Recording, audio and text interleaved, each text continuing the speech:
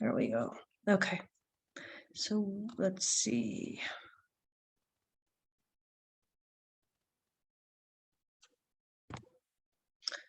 Hey, does anybody have any questions on the group project? You know, the initial group project is due on Wednesday, right? You guys know that. Everybody has to submit, right? Their own, so everybody submits their own final version. You submit it into the discussion group thread. I had a couple of questions yesterday about this. So what it said to drop into the Dropbox. So let me go into student view and show you guys where this is. So when you hit reply, right, this is your, I'm in the student views. So you hit reply and then there's your Dropbox right there, right? So you attach it right here, right? Does everybody get that? Okay, so that's what we consider the Dropbox. You have to hit reply, okay? Like as if you were posting a response for a discussion question. You have to hit reply. This is considered a Dropbox. This is where you attach your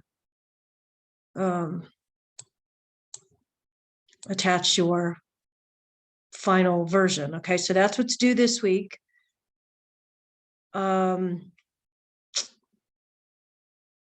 We also have the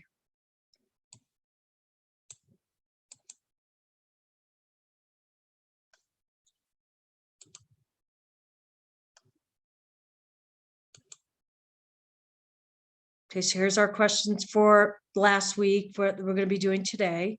So so be thinking about these when discussing, oh, this is week 7. Oh, wait, yeah. Okay, we'll do this one first, then we'll go back to 6. So this week, we're going to be discussing family violence and abuse. What are the signs of abuse?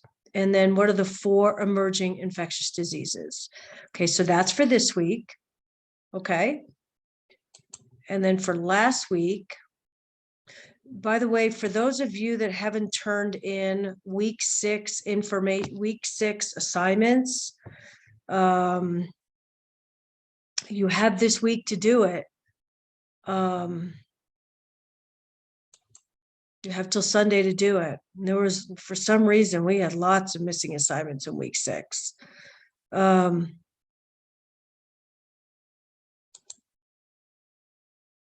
So our other 2 questions to answer that we're going to cover is, when developing community-based programs, a nurse will conduct a needs assessment. What are the 4 stages of needs assessment? Okay. When developing population-specific health promotion, name a program that might be appropriate for college students or lifestyle changes. So most of you answered these in, by Sunday, but for those that didn't, since we're covering week 6 into week 7, week 6 during week 7, please go in and answer these after today. Okay, does that make sense? Okay, so any questions? Okay, so let's go into our PowerPoints. Let's see, I'm going to move you guys up here. Okay, so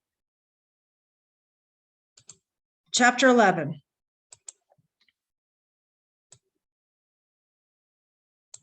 Using health education in groups of the community.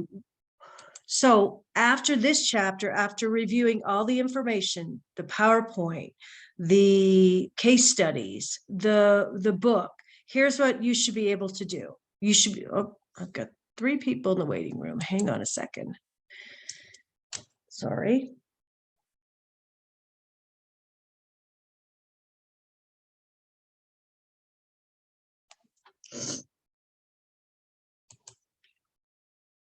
So here's what you should be able to understand and articulate and know after we go through this chapter, right? So what are the ways people learn? Identify steps and principles that guide health education. Describe the importance of literacy, especially health literacy. in health promotion and health education, describe the factors that influence group functioning, and then how do members of groups learn. Describe how nurses can work with groups to promote health of individuals and communities, and then explain the strategies that nurses can use to provide effective health information. Yes, Diana? Professor, never mind. Samia was in the waiting room, so I wanted to tell you. I think I got her. All good, thank you. Okay. Sorry about that. No worries. So you guys did have to go back and review parts of this chapter to be able to answer your attestation questions for last week. So hopefully you're familiar with what we're going to be covering. So nurses, one of our primary roles in the community setting is education. All right. So nurses provide information so that clients have the best information to attain optimal health, prevent health problems, and identify and treat health problems early and minimize disability. Okay, and here's our primary responsibility. Education allows individuals to make informed health-related decisions, right? Assume personal responsibility for their health and cope effectively with alterations in their health and lifestyles. Okay, so we'll cover this in the book, but Healthy People 2020 is super important with this chapter, right? So their objectives, community-based education programs and educational objectives. Okay, we'll show you that in the book. I have their box pulled up for you guys in the book. All right, so what are some typical steps in developing a health education program? Okay, first, we have to identify the population. Right? Think of your ADPI here. All right. We have to identify the population that has a specific need, right? Then we have to select. This chapter is this slide 5 is a good overview of what this whole chapter is, of how do we develop health education programs in the community. All right. So we have to identify the population. We have to select our theories. Okay, we have to consider what principles we're going to use, right? Education principles, how do people learn? What's the best learning theory for a certain population? Okay. Examine our educational issues, then we go in and design and implement programs, and then we evaluate the programs. So this is taking your ADPI and applying it to developing health education programs. Okay. All right. Differences between education and learning, between knowing and doing. We'll get into that in the book. And then how people learn. Right. People learn a variety of different ways. People learn based on what they already know, what they believe. They learn based on the culture they were raised in, generational experiences. Okay. And then the 3 education principles, the nature of learning, the educational process, and then the skills of effective educators. We'll go through that in the book as well. Again, remember that the PowerPoint is an outline. Right? So how do people learn? Okay, so there's 3 ways that people learn. Through the cognitive way, which is thinking, affective way, which is feeling, and psychomotor, which is acting. Those are the 3 domains of learning. We have to be familiar with each of those. Okay, each domain has specific behavioral components that form a hierarchy of steps and levels, right? And each one builds on the previous one. Right, so the educational process in a nutshell, identifying what the needs are. Again, think ADPI, establishing your goals and objectives, selecting the appropriate methods, implementing an evaluation. some skills of an effective educator. You guys can read through this, but these are good skills to have to be an effective educator. Take a look at slide 11. Also take a look at slide 12. What makes up motivational interviewing? Okay, guys can take a look at that.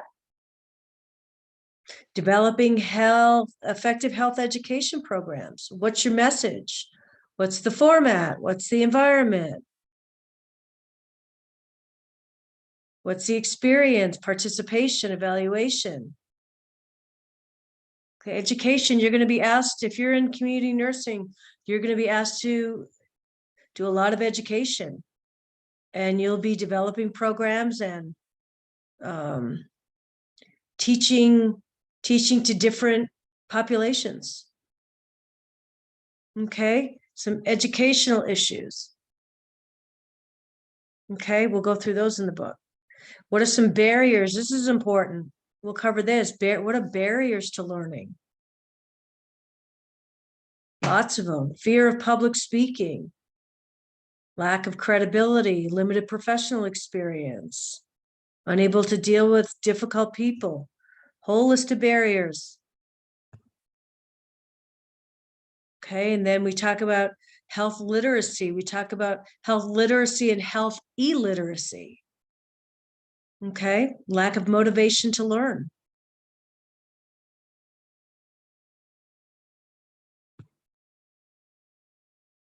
Okay, and then technology, criteria for assessing quality internet. Okay, so we talk about this in the book as well, is if we're asking people to go to the internet to get information for research, or people are asking you about the internet and how safe is it for health information. All right, here's things to think about. Is it credible? Are the sites credible? Are they current?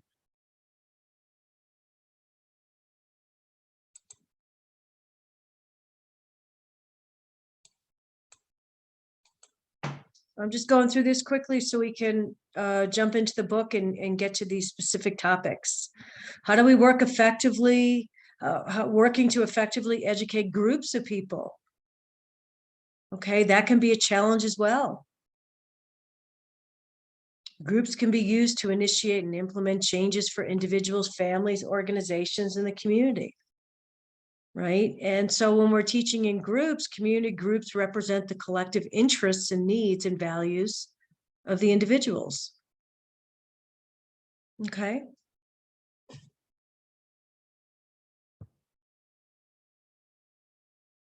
Think about this as you're working in your groups, group concepts.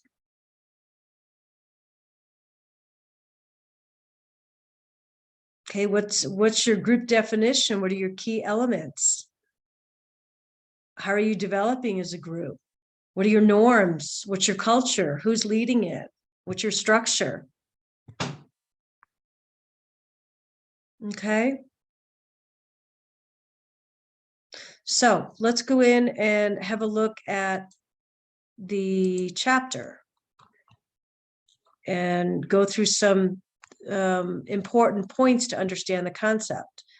Okay, so we just went through the outline. Here's your objectives.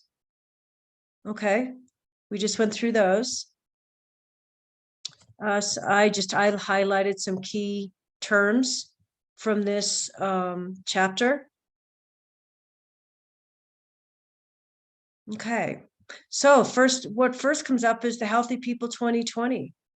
Okay, always good to have an idea of what the Healthy People 2020 objectives are related to specific issues. And in this chapter, it's related to health education. Okay, so there's 4 of them. So please be familiar with these. Okay. So have a look at that box. It's on page 183. Okay. And on page 184, we start talking about the nature of learning, trying to understand the differences between cognitive, affective, and psychomotor.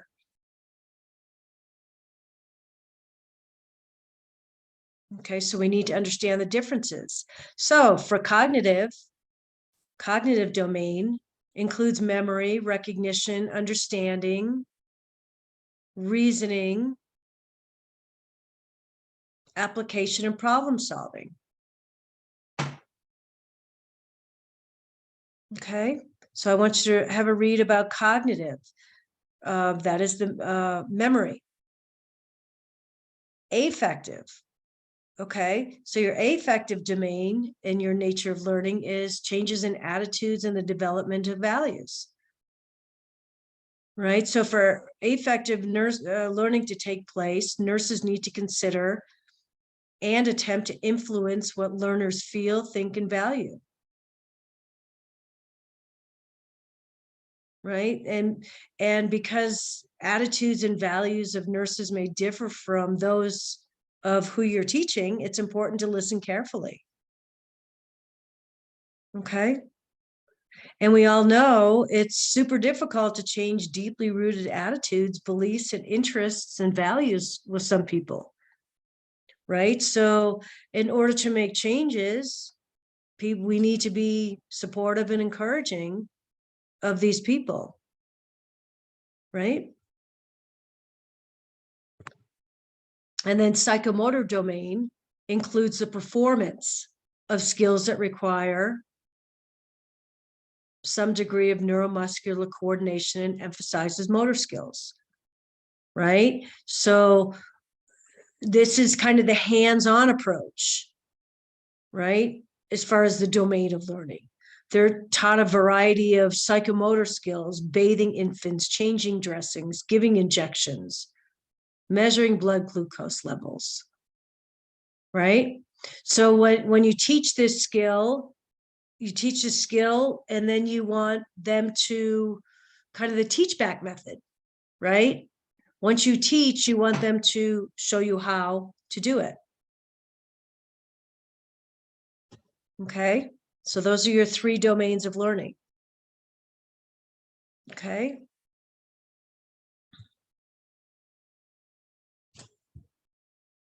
okay,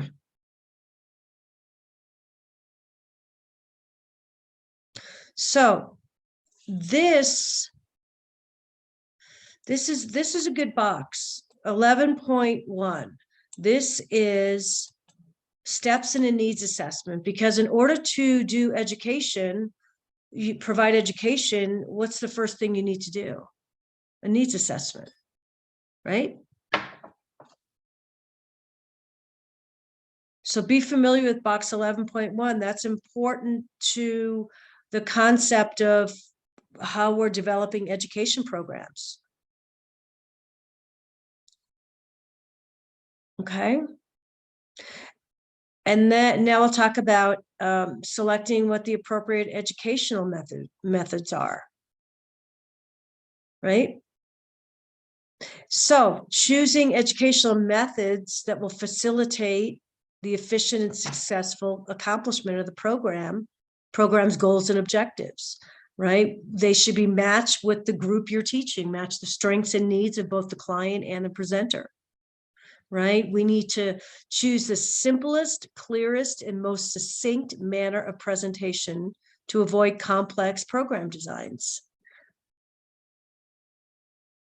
Okay, some people learn best by being actively involved. They like to be brainstorming, role-playing, simulation, games, group participation. Right, others like to learn by a more solitary approach, such as watching a video, listening to a guest speaker, reading printed materials. Okay, so there's different ways that people learn. Okay, box 11.2 is an excellent resource of how to effectively teach clients. It's using the teach, T-E-A-C-H mnemonic. Tune in, edit, act, clarify, honor. Have a look at those. Okay, when choosing educational methods, all the other factors that we need to think about are age, gender, culture, developmental disabilities, special learning needs, education level, knowledge of the subject and the size of the group, right? So what if you're teaching a group of clients that have visual impairments? What are they going to need? They're going to need more verbal description, right? What about teaching clients that have hearing impairments? Right? What about groups that have issues with attention? What's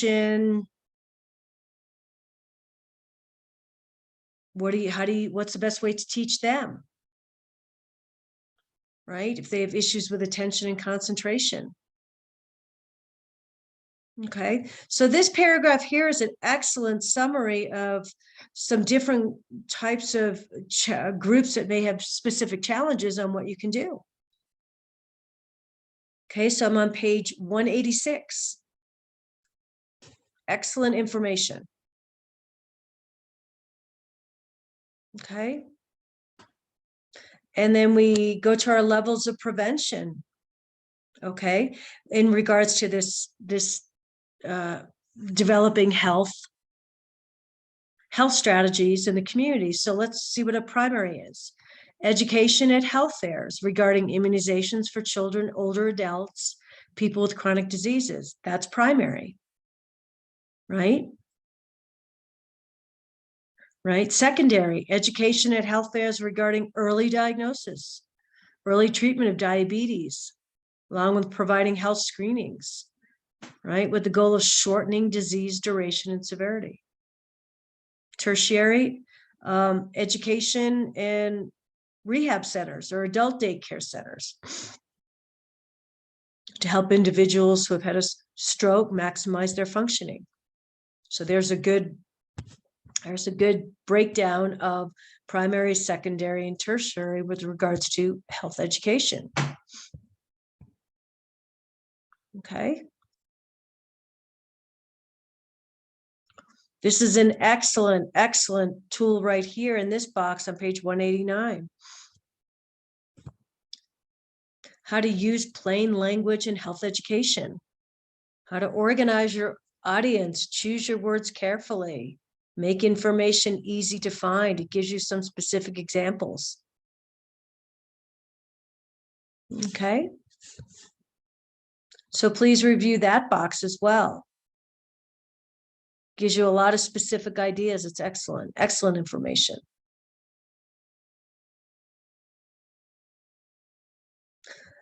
Okay, so a couple of learning strategies for children and individuals with little knowledge about a health-related topic are characterized as pedagogy.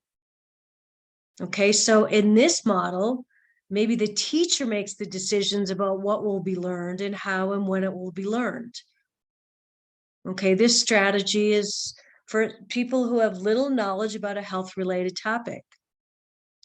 Okay, and then andragogy, okay, these are learning strategies for both adults, older adults, and individuals with some health-related knowledge. Because so we need to understand the difference between those two. Okay.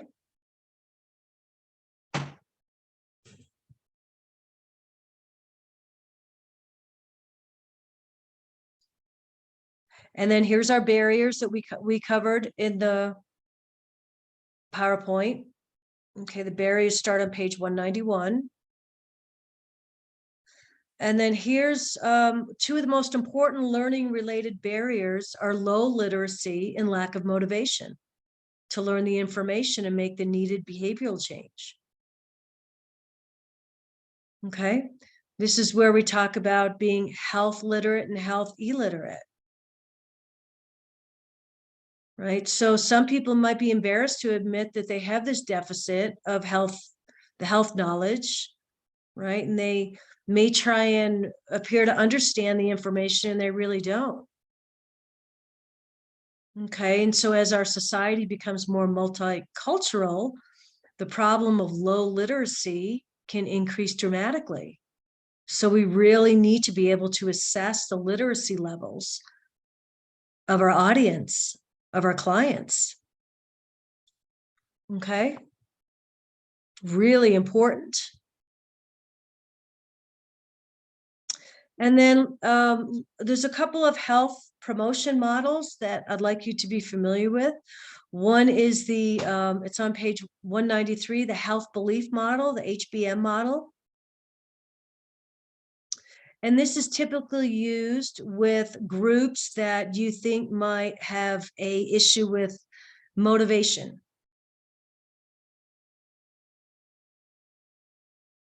Okay.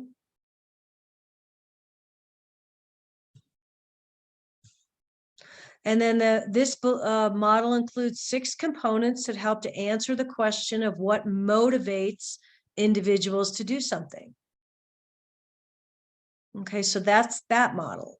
And then we have the PAPM, the precaution adoption model,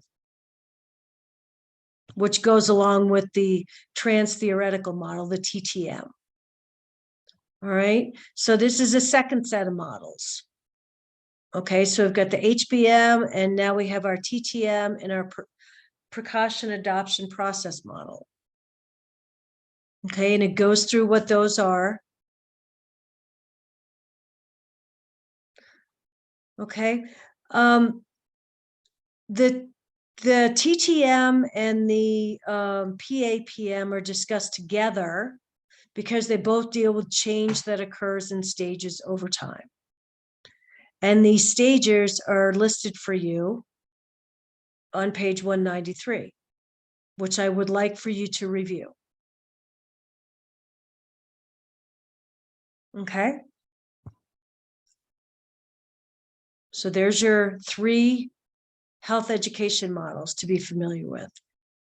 And then we talked about technology and how to make sure that if you're asking people to be learning from the internet or going to internet, here are the things that we need to assess about where they're of these websites. Are they credentialed?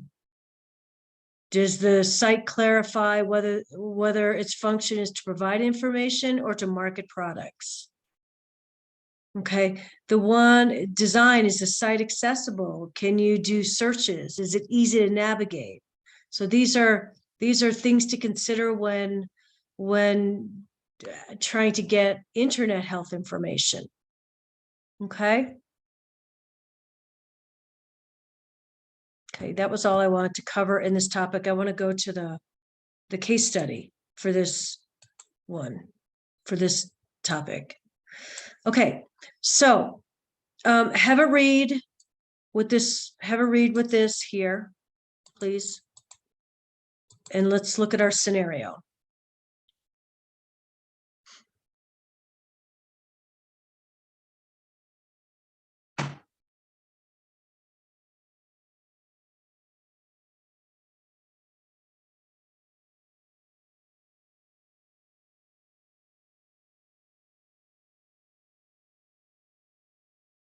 Okay, so we have a nurses working in the school setting with working in elementary school setting. What are the first steps in creating effective educational programs for students at school? What did we talk about? What are the first? We know the answer is C, but why? Why is that? Because how do we determine what kind of educational program we need to develop if we don't first do a needs assessment? Right? And the rationale tells you that. A core public health principle is asking learners to participate in identifying their learning needs. Right? So that's the very first thing we need to think about in developing a health program, is what are the needs? Right? Next, the nurse creates an educational program for the second graders at his school. His topic is related to exercise and fitness. What would be an appropriate educational objective?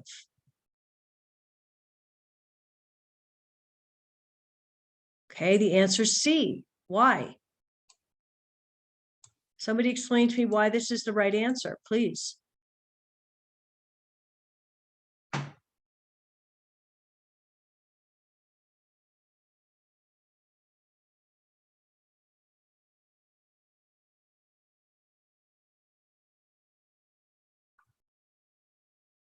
Okay, then I'll go through it. So let's read the rationale. The correct answer is within 2 weeks, each of the kids will be able to demonstrate at least 2 exercises that they've learned. So the rationale is that objectives are specific short-term criteria that are met as steps toward achieving long-term goals, such as within 2 weeks, each of the kids will be able to demonstrate at least 2 exercises they have learned. Okay, objectives are written statements of an intended outcome. This is a good rationale for learning, this one. Objectives are written statements of intended outcome or expected change in behavior and should define the minimum degree of knowledge. Okay, this is part of your evaluation of the programs that you have implemented. Right? Objectives must be stated clearly, defined in measurable terms, and they typically imply an action. So there's your rationale for why of what is an appropriate educational objective. Okay, so I think this is the last question. So he's trying, the nurse is trying to educate the children about health promotion activities. Okay, he himself is obese and can be seen taking frequent smoking breaks. Which of the following might be an educator-related barrier? Well, of course, lack of credibility. If he's teaching about exercise, what might be the concerns of the group? Lack of credibility. So lack of credibility with respect to a certain topic is a common educator-related barrier, right? The nurse needs to increase his or her confidence by carefully preparing the talk so that useful information is included and that the nurse understands the information. Right? You don't want to have the presenter apologizing for lack of expertise. No, you want to convey that you're knowledgeable about the subject and you're comfortable sharing. Right? We need to lead by example. So if we don't get to all these case studies today, there's a reason I send them to you. I really need you to review them. Okay?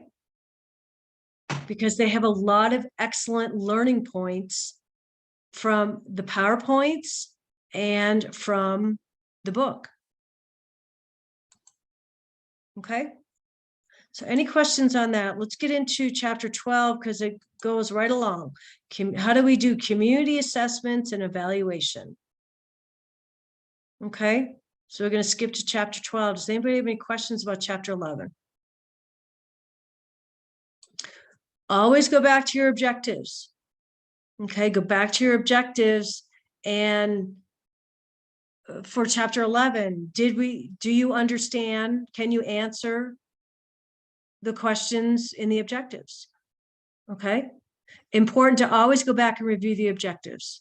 These are the most important points that we want you to understand about the content, the chapter we're covering.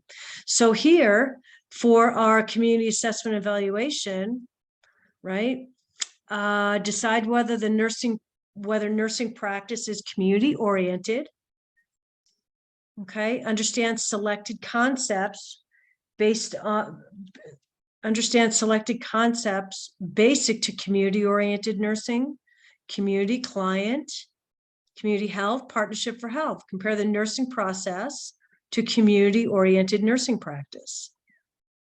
Decide which methods of assessment, intervention, evaluation are most appropriate in selected situations. And then we want you to be able to develop a community-oriented nursing care plan. Okay. Somebody tell me what the difference between community-oriented nursing is and community-based nursing? You remember that from a couple of weeks ago? Community-based nursing, the nurse is already there working with the community. she's going to be new. She has to learn about what's going on in the community. Right. So that's exactly. Thank you, Sarita. Excellent. So that's why when we talk about community assessment and evaluation, that's the big picture, right? We are trying to become familiar with the community. All right. So that's why in the objectives, community-oriented nursing is mentioned several times. Okay. So what's the definition of a community? Right? People and the relationships that emerge among them as they develop and use in a common sense agencies and institutions in a physical environment. So what's the makeup of a community? The people, the place, and the function. Right? So the people, obviously the residents, the place is the geographical boundaries, and the function is what are the activities, what are the aims and the activities of the community. And here's different ways we can look at the community. You can read through these because there's a box in a book that summarizes all of this, but we can look at a community as a client, individual client. Okay.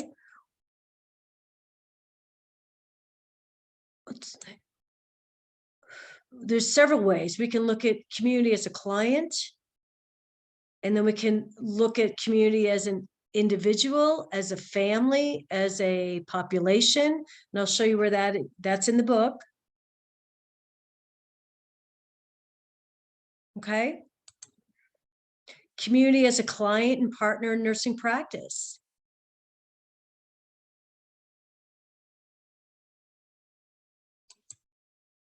What are some goals and means of community-oriented practice? Right. The goal is the nurse and the community seek a healthful change together. And then community health has three common characteristics: the status, the structure, and the process. We need to know these. Okay. Status. So that is the physical, maybe morbidity and mortality rates, physical, emotional, and social.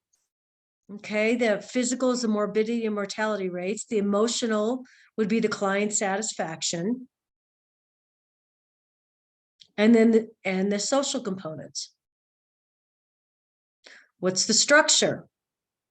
Structure means services and resources in a community.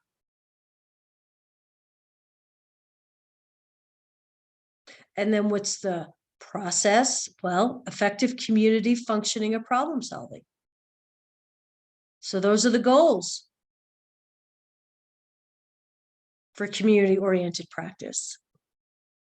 And then we also have the Healthy People 2020 objectives. We have community partnerships. And then we have different strategies to improve community health and organizations that work together, guidelines. And here's a list of guidelines, and I'll show you those in the book. Okay, and here's your ADPI, community-focused nursing process from assessment to evaluation. This is an excellent couple of slides about 9 and 10.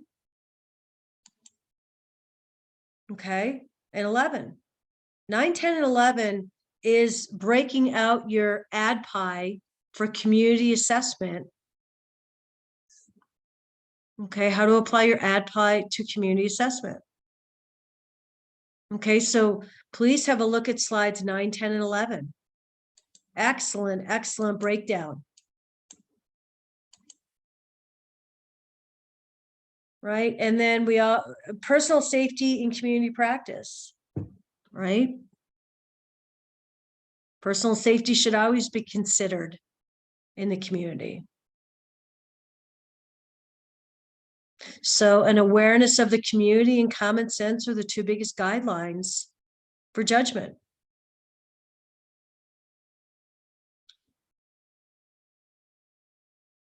Where can you get other information about the community? What are some other sources when you're considering personal safety? Well, maybe other nurses who work in the community, social workers, healthcare providers who are familiar with the dynamics of the community. Maybe talking with other community members about certain, I don't know, sections of town that you're going to be going to. Maybe doing your own windshield survey, your own observations. Personal safety is critical to think about if you're in community practice. Okay. So let's go to community assessment and evaluation on page 203. That's where this starts. Okay.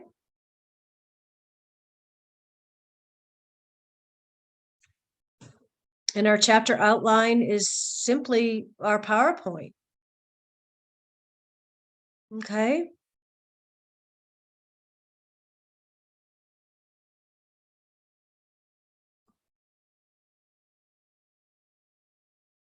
There's your objectives.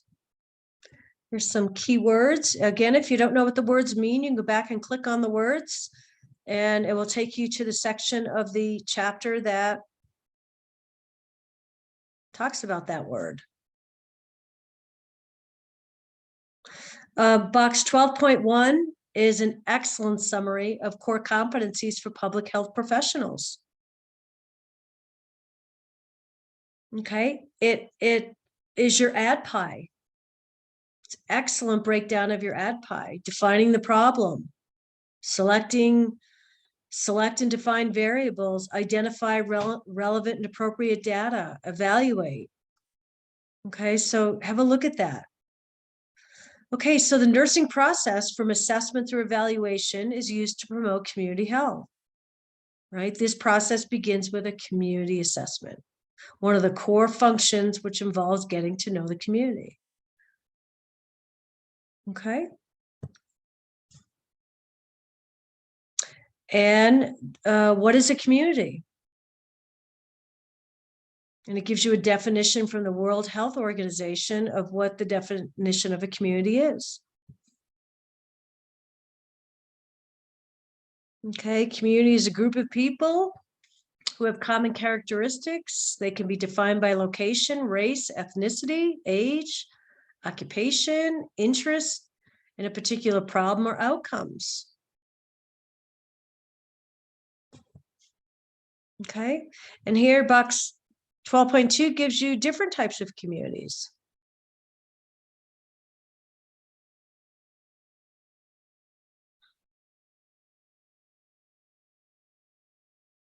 And then here's your breakdown of, we talked about this in our outline, in our PowerPoint, the concepts of the community specified. Place, people, or people in the community, and the function. Okay. So have a look at this box, 12.1.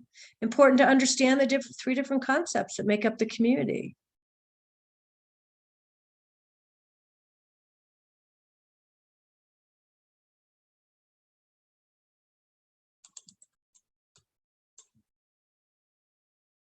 Okay.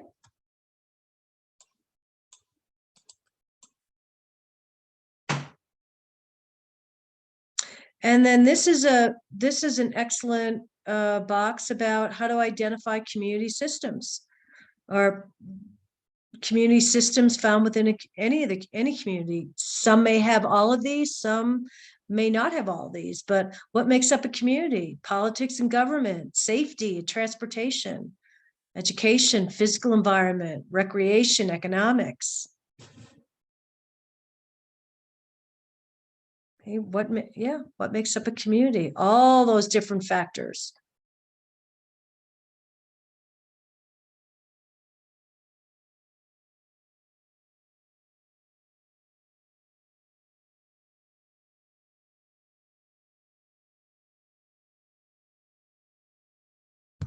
Oh, okay. So community health. So we need to understand what this, you can read about this in the book, but we need to understand what the status of a community means. Okay. And the status involves the biological, emotional, and social parts. Okay. And that we talked about the biological part of the community is often measured by morbidity and mortality. Life expectancy. Oops, what did I do?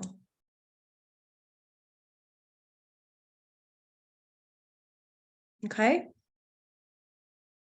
Then we have the structure. Structure we talked about is what makes up community resources, services for the population. Right, number of hospitals, urgent cares. What other resources are in the community? And then the process.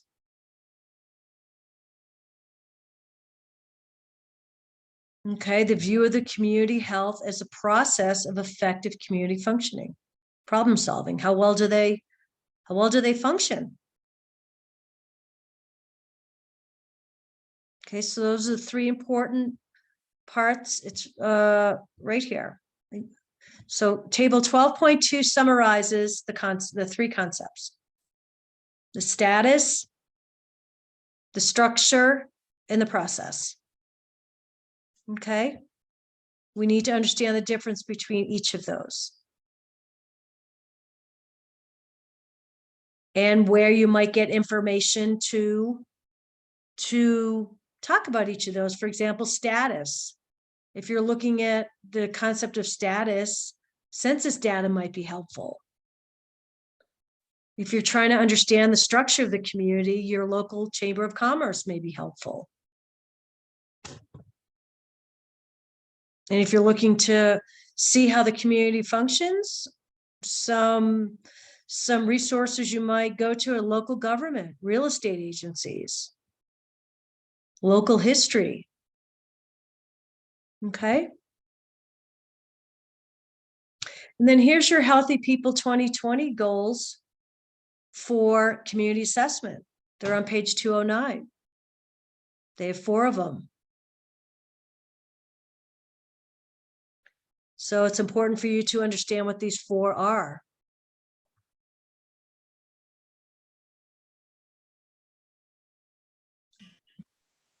Attain high quality, longer lives free of preventable disease, disability, injury, and premature death.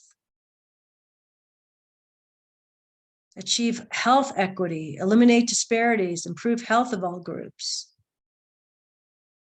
Okay, these are overall objectives for community health, community assessment.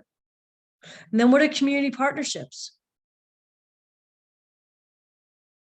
We have what are some community partnerships that you all have in your communities?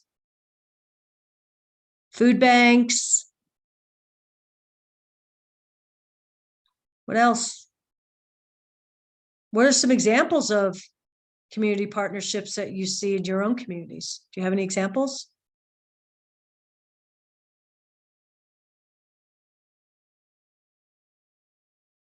Anybody? Well, they have one that I just seen a few minutes ago. The police department got together with local farmers and went out and picked like vegetables, and they're gonna be distributing them out to the community at the churches tomorrow. So Excellent. Excellent. mhm. Understand the difference here between active partnerships in the community and passive partnerships.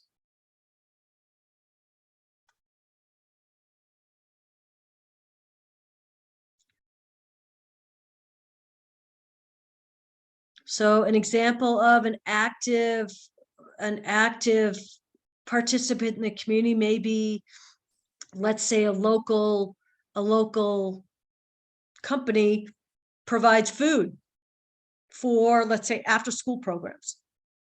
That's active. What they're doing is actively participating in the nutritional outcomes for the kids. right?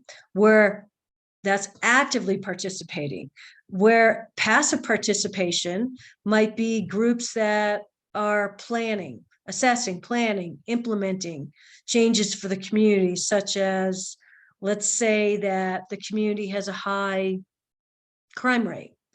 Well, maybe you have lots of community members engaged and kind of behind the scenes planning and implementing programs that may reduce the crime.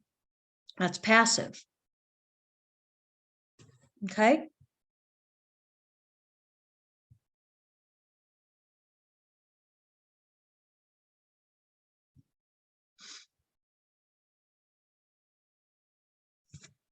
All right, so we know that when we're assessing community health, community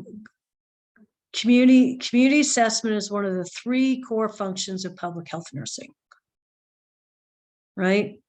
And when you're assessing for the community for health needs, you're critically thinking about the community, right? You're getting involved. You need to know, you need to understand the community as a client. All right. So when you start your assessment, you're trying to define in terms of 3 dimensions: place, people, and function. And this is provided in 12.1. Where's 12.1? This is actually 12.1 is a good.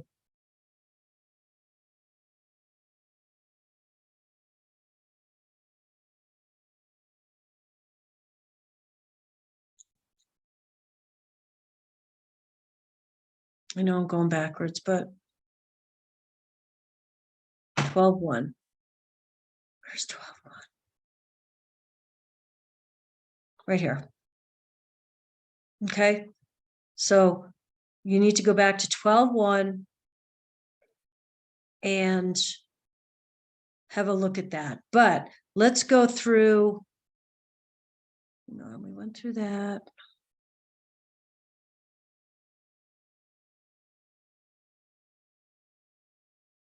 Assessing community health. Okay. So what does the assessment do? The assessment helps a nurse in the community to understand individual, family, and group problems, right? Know what the community strengths are and resources are available, right? It provides a logical, systematic approach to the initial phase of the nursing process, right? So when you're doing a community assessment, you are identifying community needs, you are trying to clarify problems, and you are trying to identify strengths and resources. Okay. And now we're going to go through, you just go through the nursing process. Now we're going through data collection. We're going through data gathering, data generation. What are some data collection methods? Okay, so this is all describing different ways of doing your community assessment. Your windshield survey.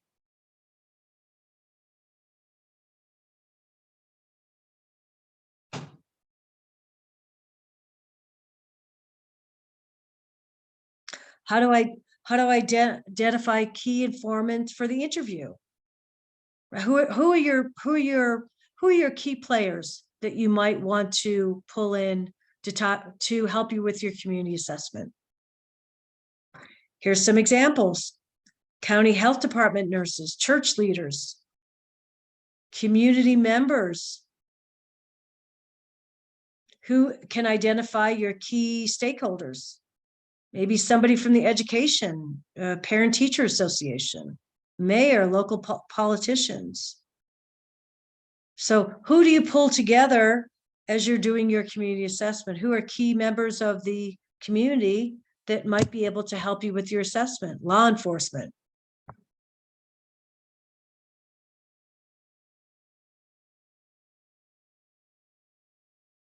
And here again is another little pocket of information about when you're using websites.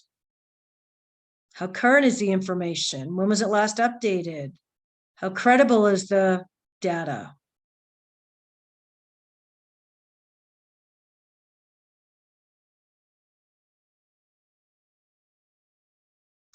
Confidentiality, very important in community assessment.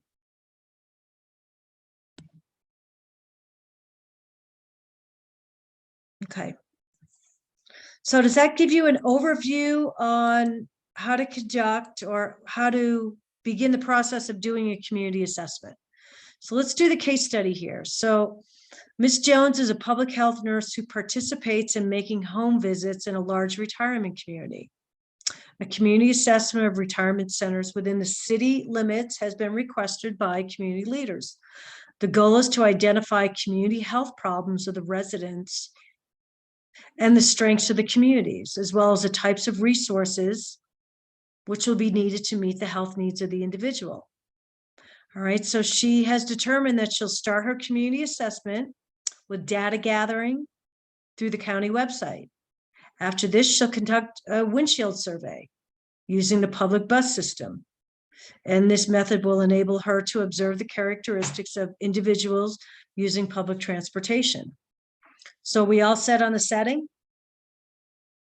Okay, so what windshield survey components can be assessed through utilizing public transportation? So the answers are B and C. Right? How are you going to know A? You're not going to know religious practices, but you will know B. How frequently is the transportation available? And then you could observe C, common characteristics of people on the bus. You're not going to know D, and you're not going to know E from riding a bus. Okay? So we'll drive. So to the rationale, while driving a car or riding public transportation, you can observe many dimensions of the community's life and environment through the windshield, such as the following. And here's your 5 bullet points of most common things that you can see through a windshield survey. Okay. Common characteristics of the people, neighborhood gathering places, the rhythm of community life, housing quality, geographic boundaries, right? And you can use windshield surveys for shortened, quick, simple assessments. Does that make sense?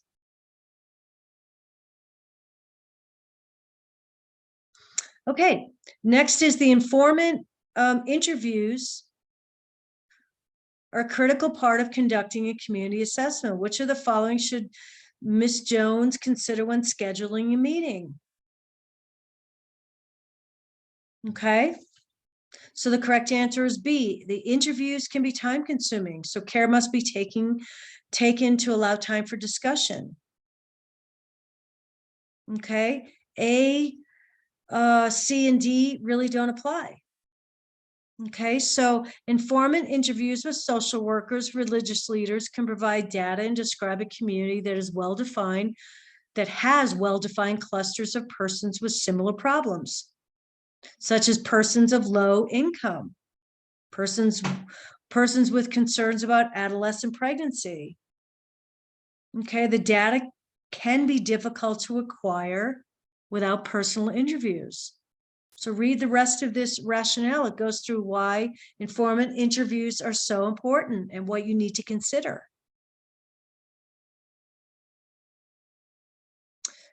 Okay, and then this is an important question, an important rationale for community nursing. Gaining entry or acceptance into the community is perhaps the biggest challenge in the assessment process. Okay, and it asks, what are the associated challenges the nurse may experience? Okay, well, A certainly applies.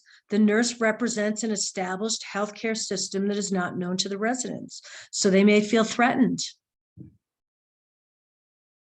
The nurses may feel insecure about their skills in the community. If you're new to the community and not have a lot of experience, the nurses may feel insecure. Okay. And then there's certainly going to be a lack of trust by community members. Okay, so this is a really important rationale here. I want you to take a look at this. Okay, gaining entry or acceptance into the community is perhaps the biggest challenge in the assessment. Okay, the nurse is usually the outsider and often represents an established healthcare system that is neither known or trusted by the community members. Okay, therefore they may react with indifference or even act hostile to the nurse, right? In addition, nurses may feel insecure about their skills as a community worker, and the community may refuse to acknowledge its needs for those skills, right? And lastly, because the nurse's success depends largely on the way she is viewed, entry into the community is critical. Okay, really, really important about gaining entry or acceptance. You have to establish trust. Okay.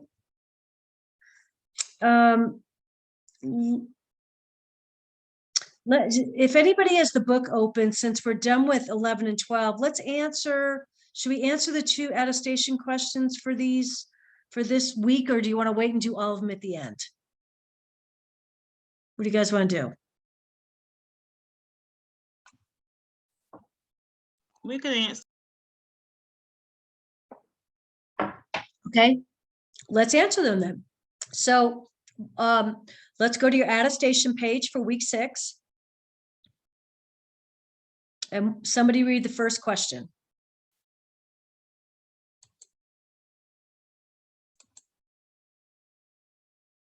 Anybody?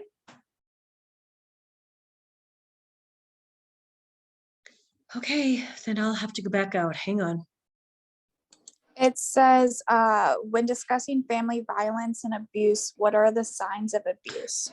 I think that's our week 7. Let's go back to week 6. Are you in week 6?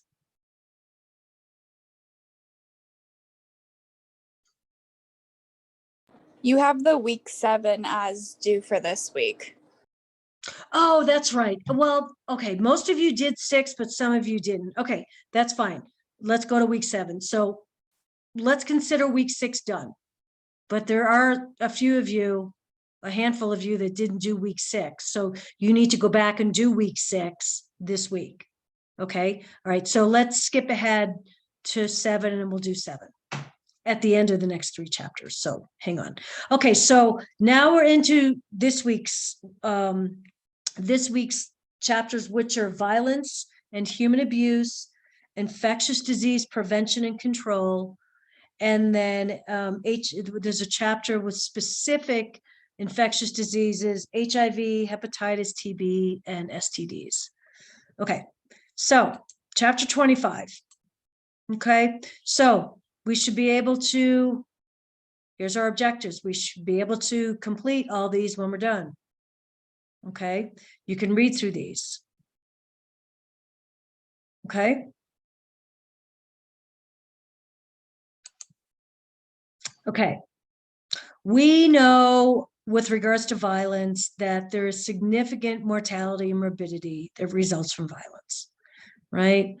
As nurses, we're caring for the victims, we're caring for the perpetrators, we're caring for those who witnessed physical and psychological violence, right?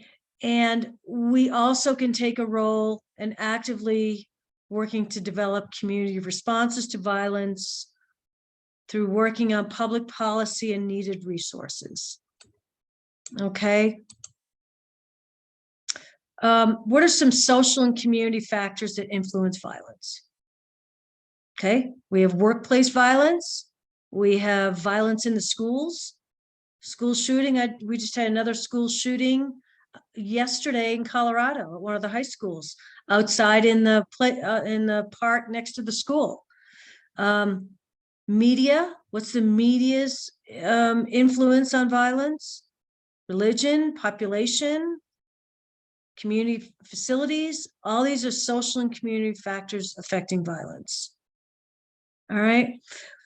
We know that work can be fulfilling and contribute to a sense of well-being, but we know workplace settings can also be frustrating and unfulfilling, right? Which may lead to stress in the work environment. And how many times do we turn on the news and see there's workplace violence? right? Workers may have difficulty separating feelings generated from work from those at home, right? People lose their jobs. Look what's happened over the pandemic. People lose their jobs. Okay, we're just going to go through each one. Education, right? What are issues in education that may cause violence? Spanking, bullying, right? Media, how does the media affect violence? Television programs, television programs and print articles can inform and increase public awareness about family violence. Abused women and rape victims benefit from media attention, right? The media can indirectly lead people to choose violence. Lots of media effects on violence. Organized religion, right? Religion generally teaches nonviolent conflict resolution. However, historically, there can be contradictory relationships between abuse and religion. And the population factors. A community's structure can influence the potential of violence. For example, if you live in a crowded community, there's greater potential for tension and violence in those communities. If you live in a community that has a high unemployment rate, lack of jobs or low-paying jobs can lead to feelings of inadequacy, despair, and social alienation. And then you may live in a community that has gangs.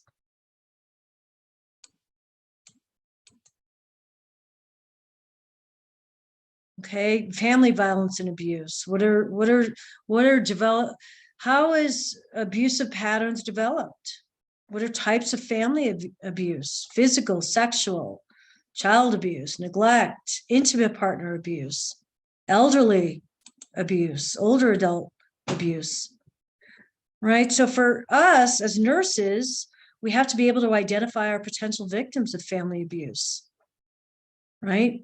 Because we're in so many different settings. We're in schools, we're in workplaces, homes, clinics. Okay. So we are in a key role to be able to identify patterns of violence, victims of abuse, perpetrators.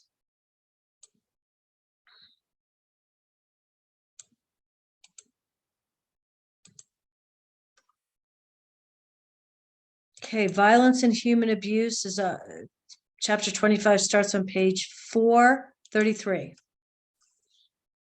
Okay, so we just went through the outline here.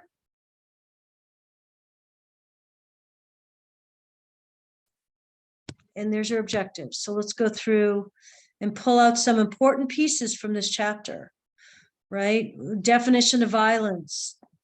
Violence is generally defined as those non-accidental acts, interpersonal or intrapersonal, that result in physical or psychological injury to one or more persons. Okay, here's the Healthy People 2020 objectives for reducing violence. Have a look at those, page 434. Always be familiar with Healthy People objectives in each chapter. Okay, this is regarding to violence, reducing violence. Okay. Then it goes through all of what we just talked about: work, social and community factors influencing violence. Have a look at each of these. How does work potentially influence violence? How does education, media, religion, population? Okay, how can violence be identified? Violence is either against individuals or oneself with suicide. So violence against individuals is classified as homicides, assaults, sexual violence and rape,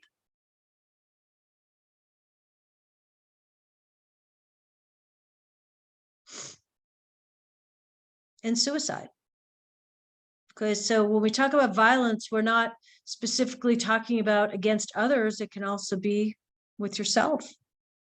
Look what's happened over the last 18 months with the adolescent suicide rate because of the pandemic and all the emotional distresses that are going along with it. Right? What is family violence and abuse? All right. It can be sexual, emotional, physical, and can cause significant injury or death. Right? Generally in family violence, it's the powerful against the most powerful against the least powerful.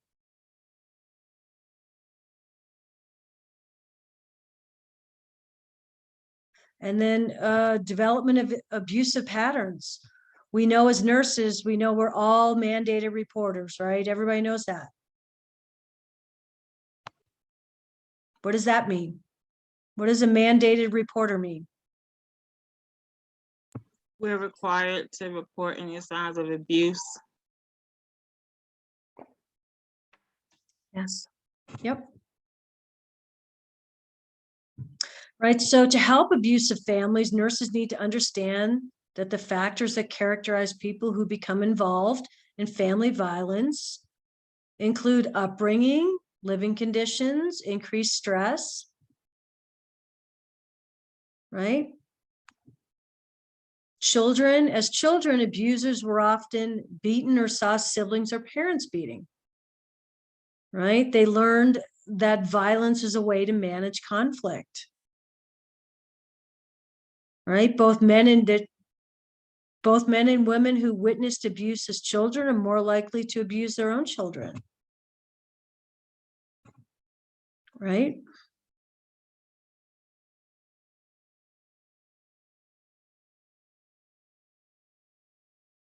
What are some types of family violence? Physical abuse, sexual abuse, neglect. In box 25.1 is excellent. Abuse is about power and control. Have a look at box 25.1, page 441. Okay, talks about abuse being about power and control. It breaks it down to some specific behaviors: isolation, threats, intimidation, using kids, cruelness, withholding financial support, and sexual abuse. Excellent, excellent resource right there, 25.1.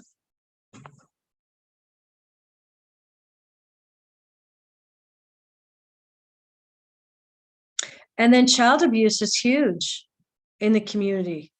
Okay, here's an excellent box in 25.2 of if you're doing an assessment, determining risk factors for child abuse. Okay, so these are risk factors to consider when doing your assessment. Ask the following questions or observe the following behaviors to determine whether the risk factors are present. We do this in the schools all the time.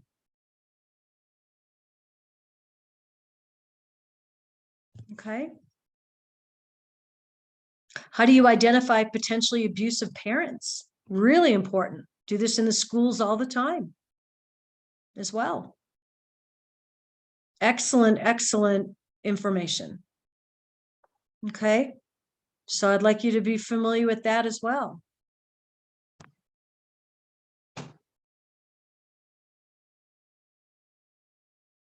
And then this is the next box that's critical in understanding this concept, as well as how to recognize actual or potential child abuse. Okay, page 444.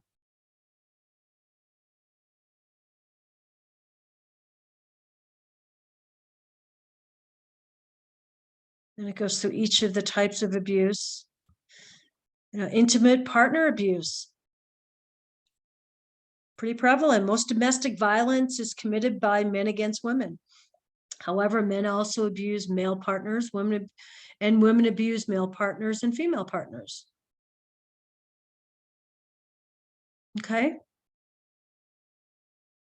Intimate partner violence, defined as threatened, attempted, or completed physical, sexual, or emotional abuse by a current or former intimate partner. Partner could be an ex-spouse, current or former boyfriend, a girlfriend, or a dating partner.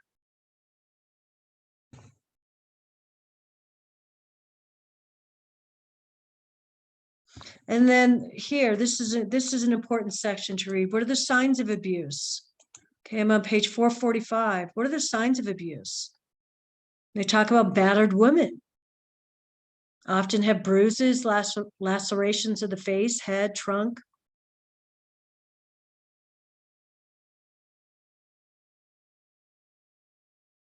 Right? Attacks are often carefully inflicted on parts of the body that can be easily disguised by clothing.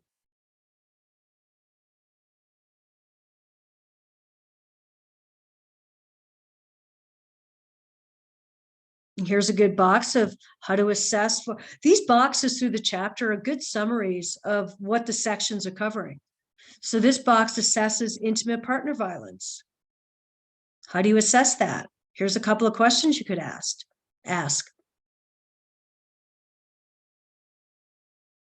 You got to be real careful when you're doing your interviews of what questions to ask, what's not crossing the line.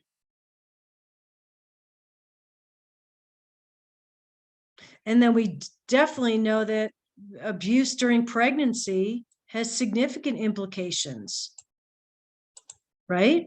For the health of both the woman and the children. Big issue, right? Although abuse during pregnancy occurs across ethnic groups, Puerto Rican, white, and African American women experience a significantly higher severity of abuse than Hispanic women from Mexico or Central America. And what happens? The women become at risk for spontaneous abortion, premature delivery, delivering low birth weight, infants.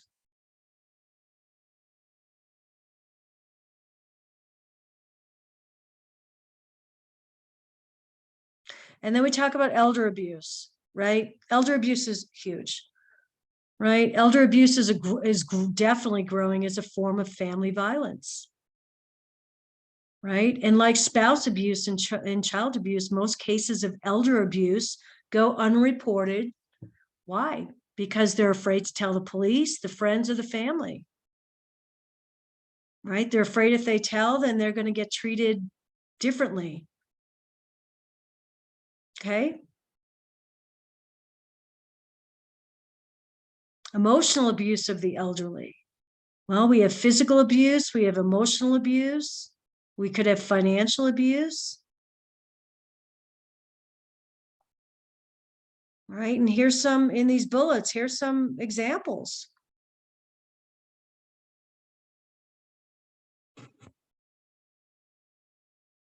Giving food that they cannot chew or swallow.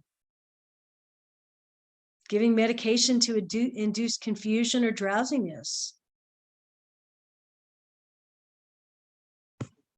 So the most common form of psychological abuse with elderly is the rejection or simply ignoring them, right? Which gives them the feeling that they're worthless and useless to others. Really sad. So here's a box that summarizes how to identify potential or actual elder adult abuse. Okay, and things to be alerted to: financial mismanagement, withdrawal, depression, unexplained physical injuries, poor nutrition. Okay, so what can we do? Nursing interventions. So primary prevention begins with a community approach that incorporates strategies from criminal justice, education, social services, community advocacy, and public health, right? And when that's talking about is a team approach. Okay, it has to be a team community approach to start to tackle these. Okay, and those are all these suggested key stakeholders to get involved. All right, you might have school-based curriculums that teach children how to cope with anger and stress and frustration. Teach them effective communication and mediation skills. Family programs that teach parents how to deal with their children more effectively. Preschool programs that develop intellectual and social skills. Okay, and a few more. So read through that. That's important. What can we do? What can we do to help educate and prevent? Okay.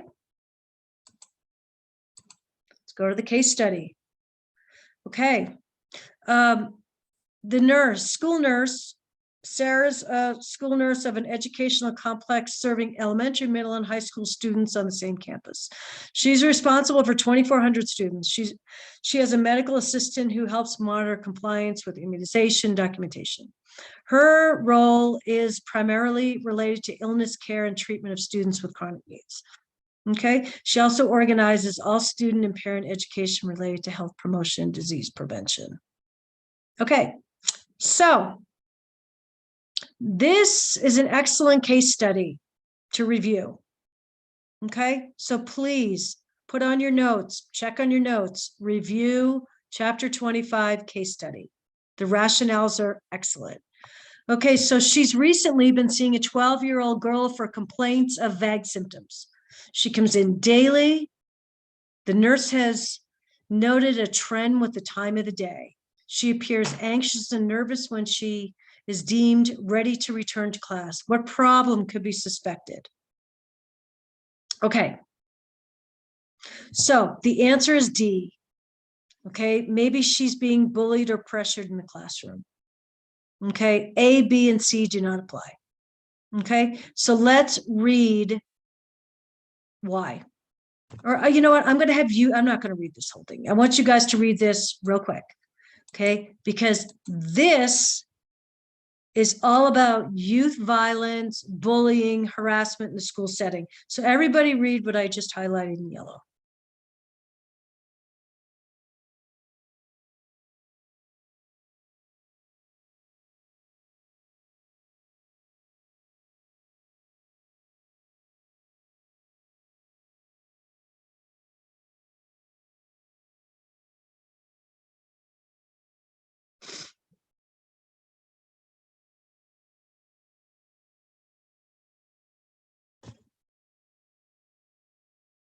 Okay. The reason why this question is important is we're talking about a girl who comes to the clinic, complaints of vague symptoms. You cannot pinpoint what's going on. You have to assume that something else is going on, right? Such as bullying, because we know when reading through this chapter, right, that bullying is a very common form of youth violence. So you have to be able to step out of your comfort zone and be able to question whether that's going on. Okay, and that's hard to do in the schools because kids protect each other, kids lie for each other, kids lie to get themselves out of, you know, certain situations. Okay, so that's a really important rationale. What primary prevention, next question, what primary prevention strategies are useful for the school nurse to use to prevent violence in the school and the community? Right? So the key word, what's the key word in this question? Prevent. Right? So if you're trying to prevent violence, think of your primary, secondary, and tertiary. Right? If you're trying to prevent it, then you're going to be providing some some kind of source of primary intervention. And what is that? Education. Okay. So got to read the question.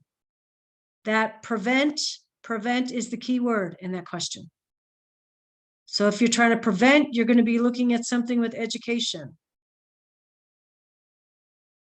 If you're trying to screen, or if you're trying to identify early, then you're doing some kind of screening, right? If I'm just going through the primary, secondary, and tertiary.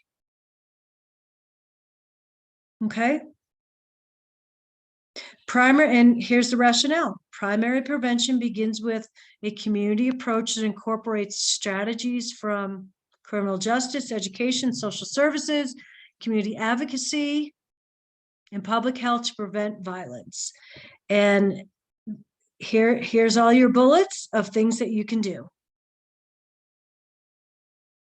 Okay. Really important rationale. A lot of great information in here. And then third question, middle and high school students participate in cross-country practice every day after school. The school nurse works with the cross-country coach to provide safety education for the students. What measures are taught to the students about reducing their vulnerability to violence? Well, several of the answers. Select all that apply. What measures are taught to the students about reducing their vulnerability to violence? A is a correct answer, right? Teach kids to help have each other's back, monitor one another's safety. Obviously, we don't do C. Obviously, we don't do D. And then work with the community leaders to organize groups. Okay, and the rationale is about people taking measures to reduce their vulnerability to violence. Okay, so I'm going to have you read that on your own because I need to get to the next chapter. Okay, so this is an excellent, excellent case study. 25. Highly suggest you review it. Okay, infectious disease prevention and control. Okay. You can read through the objectives, a couple of pages of them. All right. We know there are worldwide concerns about infectious diseases, right? People are moving all around. They're moving from one place to another. They bring their diseases, their levels of immunity and resistance to diseases.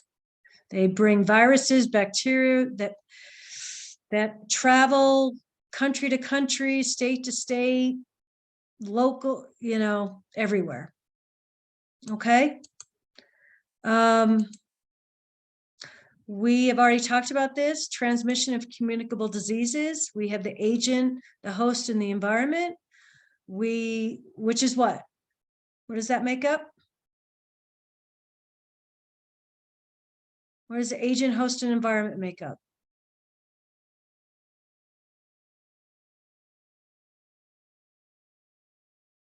Anybody? Agent, host, and environment. Either you guys are just being quiet. The epidemiologic triangle. Thank you. Thank you. Thank you. Epidemiological triangle makes up the agent, host, and environment. Okay. We have modes of transmission. We have disease development. What is the disease spectrum? Is it endemic, epidemic, pandemic? All right. How do we surveil? Who, what, where, when, what?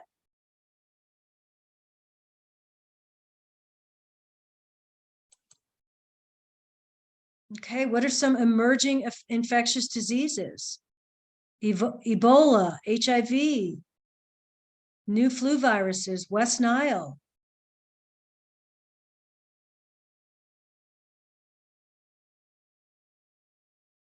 When we say emerging, we're talking about over the past 2 decades.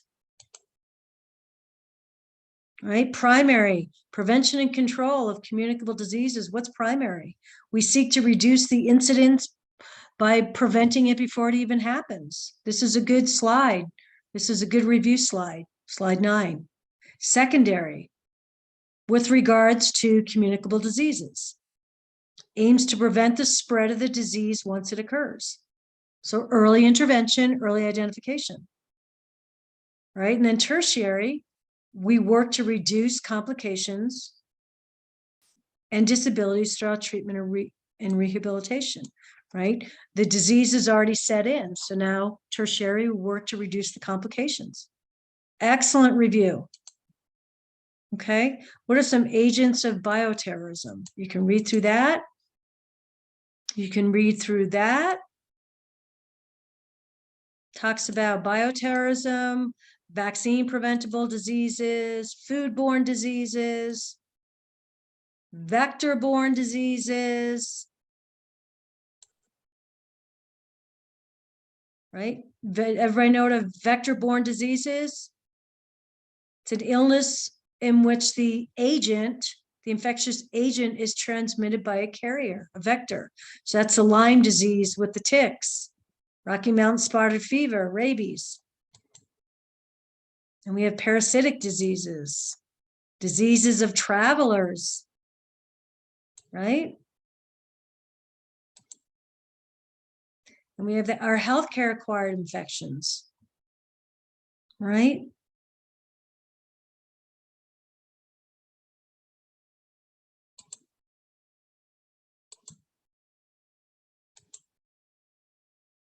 So infectious, so this is chapter 26, we're on page 455. Let's go through this. Okay, here's our outline that we just went through. Okay, our objectives. So let's go through this. I'm going to go through this rather quickly because a lot of this has been covered in previous chapters. So Healthy People 2020. What are their objectives related to immunization, infectious diseases? Got to know how our Healthy People 2020 objectives on page 458. Okay, they have 4 of them. Okay, and then we talk about transmission. We've already covered this on the epidemiological triangle. Box 26.1, excellent. 6 characteristics of an infectious agent. Read through those. Infectivity, pathogenicity, virulence, toxicity, invasiveness. Okay, and then it goes through the host. We already know the host. We already know the host, the agent, the host, and the environment. Right? We know the environment refers to the physical, biological, social, cultural factors that are external, external to the human host. Modes of transmission. I do need you to know the definitions of these. What is a vertical transmission? What is a horizontal transmission?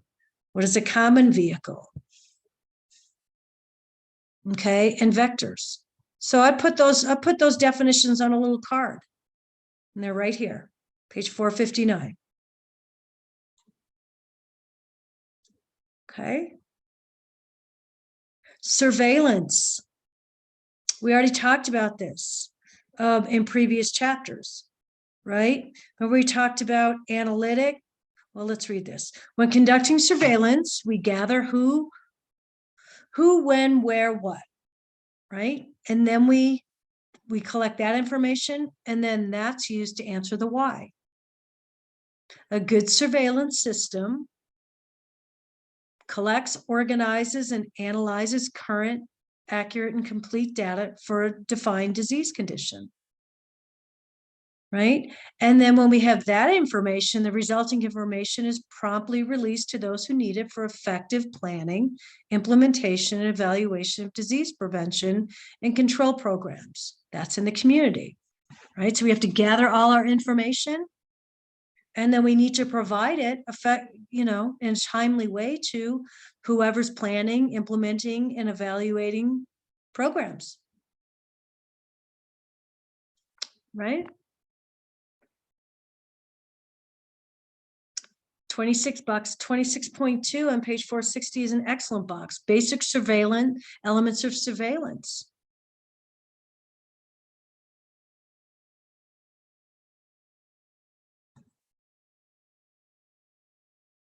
Okay, mortality registration, morbidity reporting, epidemic reporting, epidemic investigations, lab reportings. How do you gather all your information?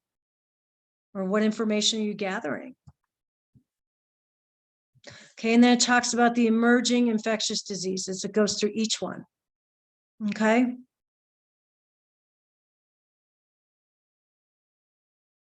This is actually a really good box too, 26.1, factors that can influence the emergence of new infectious diseases. And it goes through your categories: societal events, healthcare, food production, human behavior, the environment, and gives specific examples in each category of what are potentially new emerging, could be new emerging infectious diseases.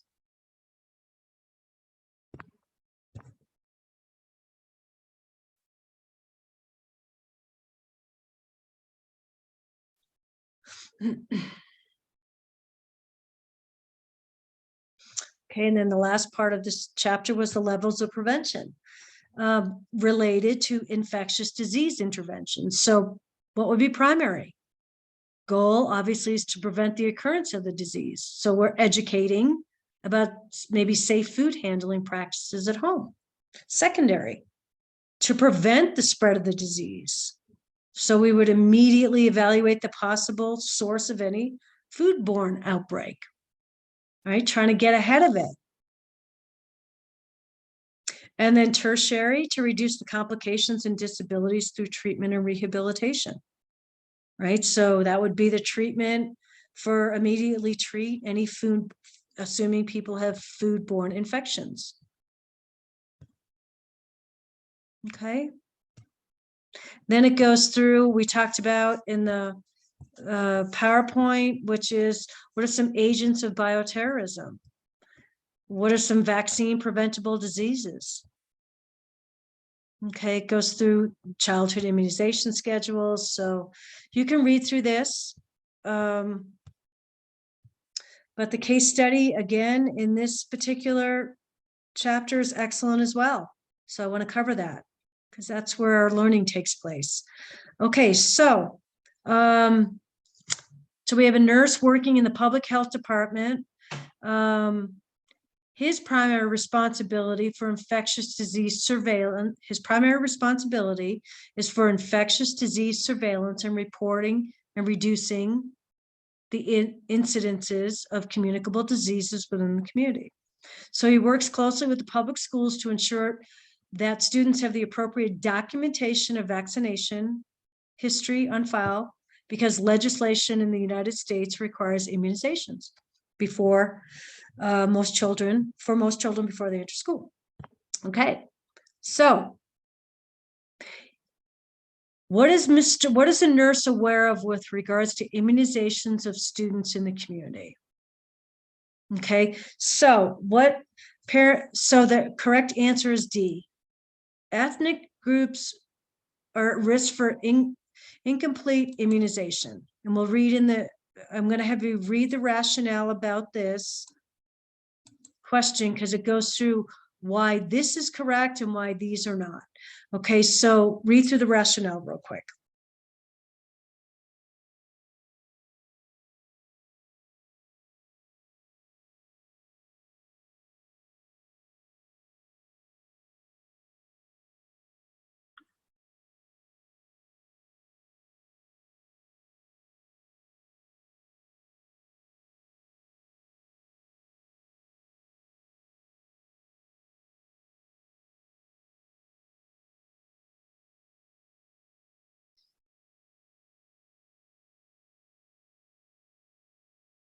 Okay.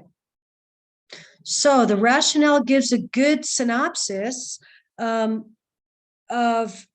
vaccine. The first sentence is the most important. as we're working to educate and teaching parents, vaccines are one of the most effective methods of preventing and controlling communicable diseases. That's a big statement. Okay, and it goes through in the middle here, who are at risk.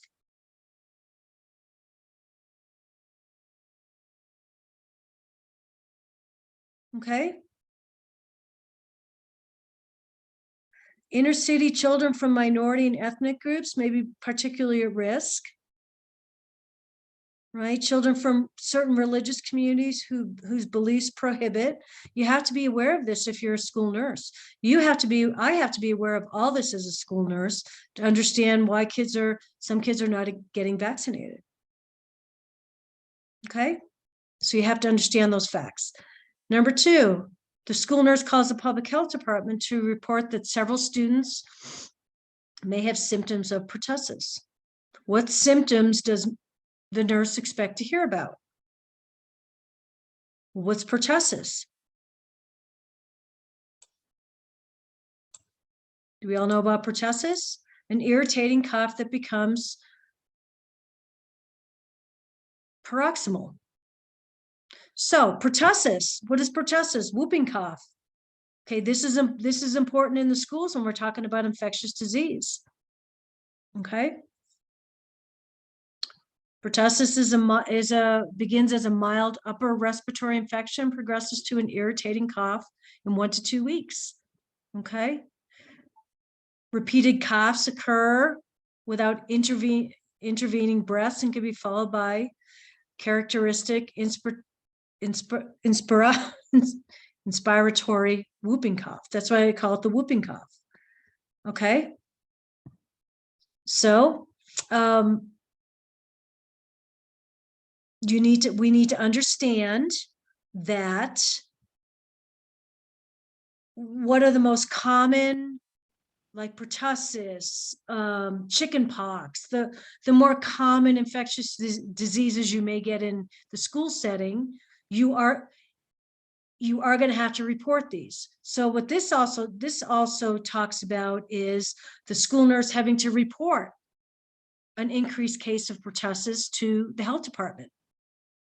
Okay, so this number 2, the rationale, also means that you need to know what statewide, what are reportable diseases.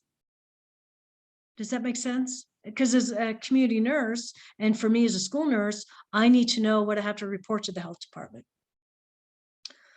Okay. Number 3, public health nurse partners with the school nurse to provide education about influenza. What are the primary educational points? Okay, so the correct answer is C. Okay, annual immunization is necessary in the early fall.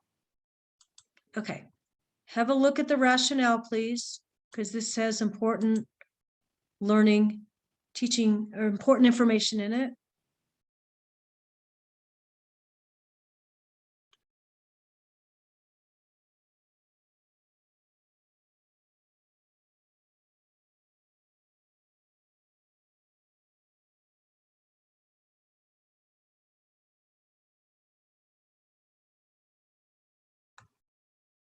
Okay, so that is why C is the right answer. We have to be able to have that information, know this information and the rationale so that we can educate parents about why we're doing this in the fall.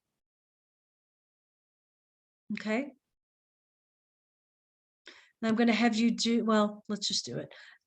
Number 4, teenage boy presents to the public health department with complaints of muscle and joint pain, malaise, stiff neck, occasional fever. Upon assessment, the nurse notes a ring-like lesion on the back of his neck. What information does the nurse include in the assessment? Well, what do we think when we see a ring-like lesion? Right? Possibly something with ticks. Correct answer is A. Okay, recent camping trip where there may have been exposure to a tick. And then I'm going to have you read this on your own, but A goes with Lyme disease. Okay. So this case study goes through common information, common health information that you need to know about infectious disease. We talk about vaccines here. We talk about the flu, and we talk about Lyme disease. Okay. All right. Last chapter we're going to cover, we're going to do this super quickly, are HIV infection, hepatitis, TB, and sexually transmitted diseases. Okay.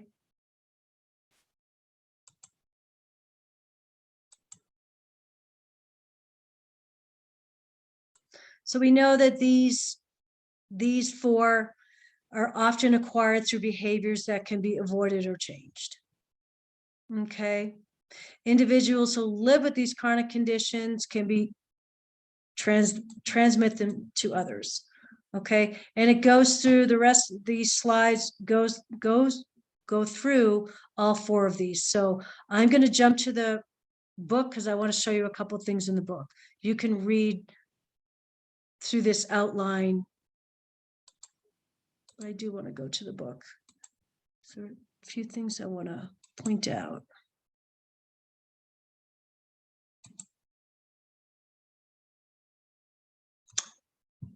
Okay.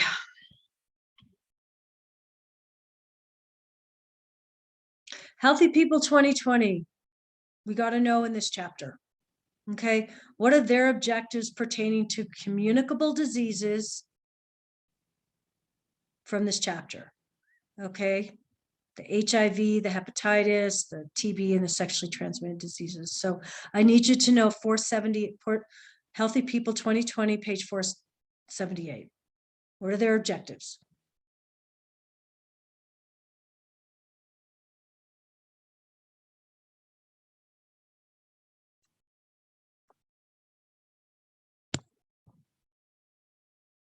Okay, box 27.1.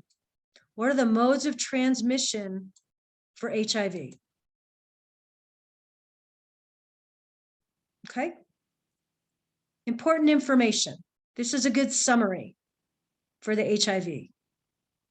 So please put these 4 bullets on a little card. Okay.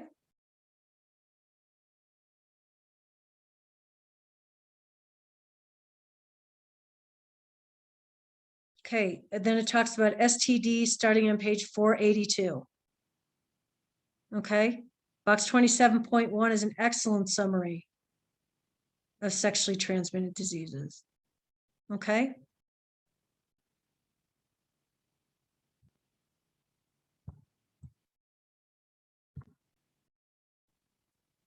I'd like you to pay particular attention to chlamydia and syphilis. Okay.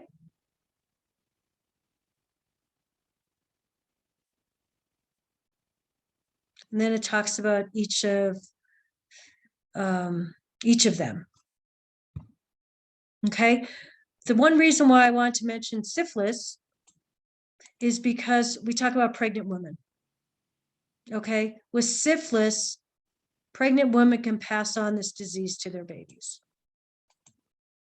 Okay.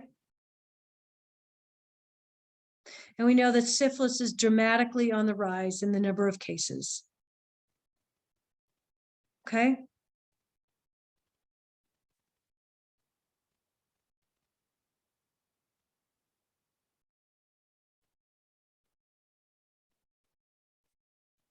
And then box 27.2 talks about Hep A, Hep B, and Hep C.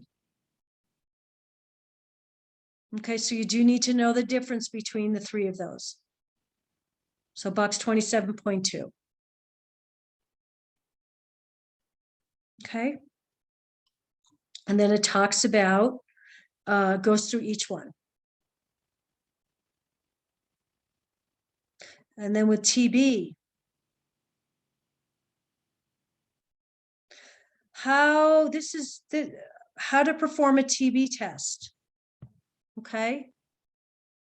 This is an important box. It's a good summary of TB.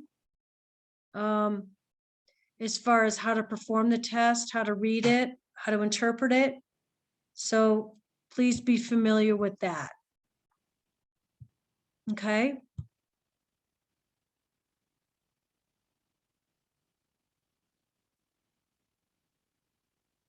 Right. So what is the nurse's role in providing preventative care for communicable diseases?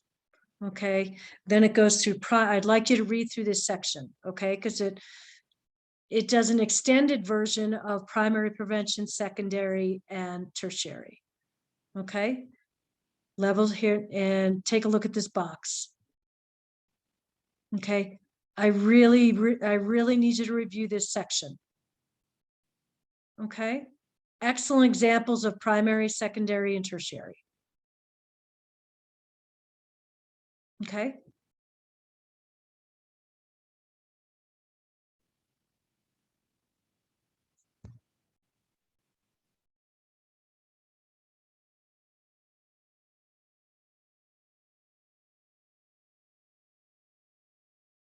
Great.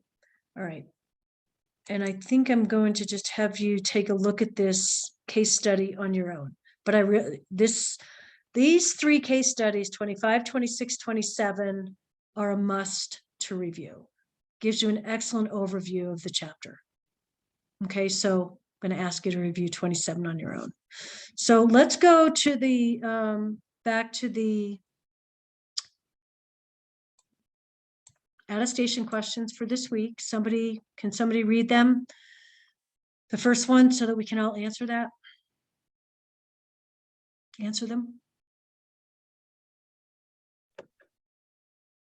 I will. When discussing family violence, we're doing week 7, right? Yep. Yes. Okay.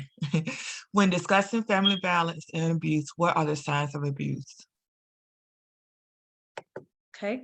And so you can go back to that box in the box in chapter 25, and there's a whole list of signs of abuse.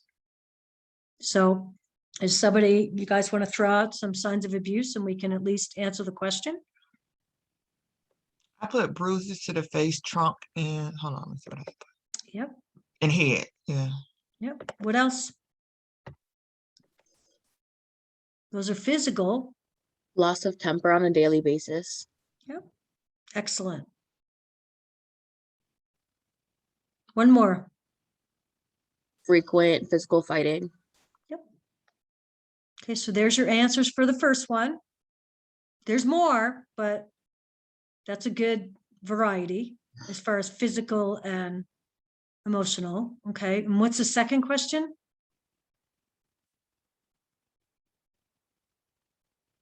What are the 4 emerging infectious diseases? We just did them. What are they? No, actually, they're on our infectious disease. Go back to your PowerPoint. Ebola, HIV, West Nile, and new flu viruses. Yep, there you go.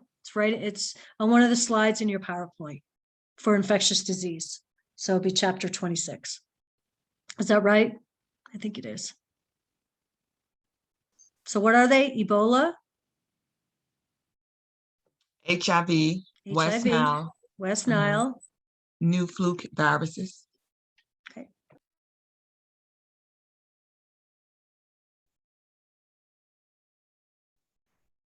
Okay, so those are your 2 answers. So we covered a lot today. Right, I like this particular week. I like week 6 and week 7 material because it really, I mean, everything we do is important to community health, but these particular topics are really important in community health, public health. So, any questions?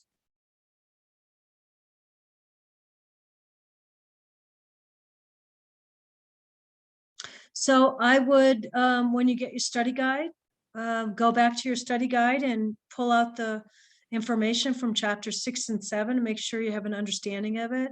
I would go back to your objectives in each chapter and make sure you can answer those questions in your objectives. If you can't, then you'll have to go back into the reading and get the answers to those questions, but the objectives are important to understand. Okay? Or important to make sure you have an understanding of them. And then for sure, review these case studies. Very applicable to the case studies are very applicable to the information we covered in the chapter. Really good synopsis and summaries of some of the content from the chapters. Okay. Anybody have any questions? Okay. Well, reach out if you need anything. Have a good day. Have a good rest of the week, and we'll see you later. Bye. Bye. Bye.